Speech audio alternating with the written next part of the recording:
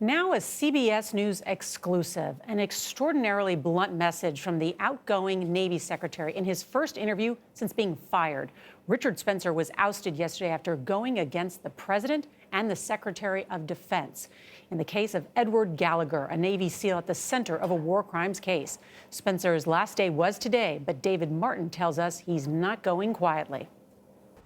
Leaving the Pentagon after being fired, Secretary of the Navy Richard Spencer told CBS News he is not the only casualty of President Trump's decision to intervene in the case of Navy SEAL Edward Gallagher.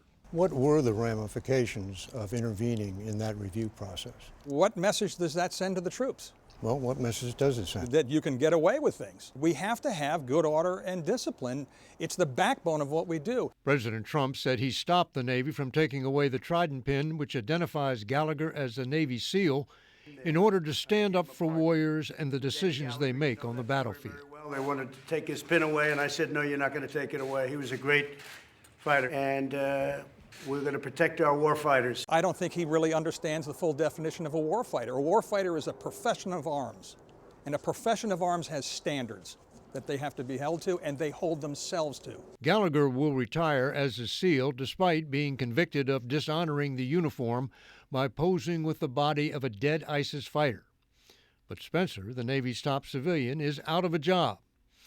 Speaking off camera, Defense Secretary Mark Esper said he fired Spencer for going behind his back to try to work out a deal with the president. Secretary Spencer had proposed a deal whereby if the president allowed the Navy to handle the case, he would guarantee that Eddie Gallagher would be restored to rank, allowed to retain his Trident, and permitted to retire. Spencer says that was because Esper was traveling overseas. I will take the bad on me for not letting him know I did that. But he was completely informed as to this because his chief of staff was briefed on it. Spencer said he was trying to head off an order from President Trump, which, as he put it in his resignation letter, I cannot in good conscience obey.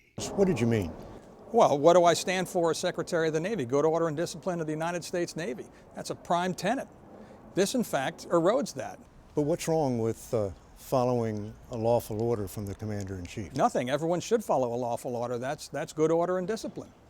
I could not, in my conscience, do this. Spencer no longer has a government limo, so he was driven away from the Pentagon by his wife.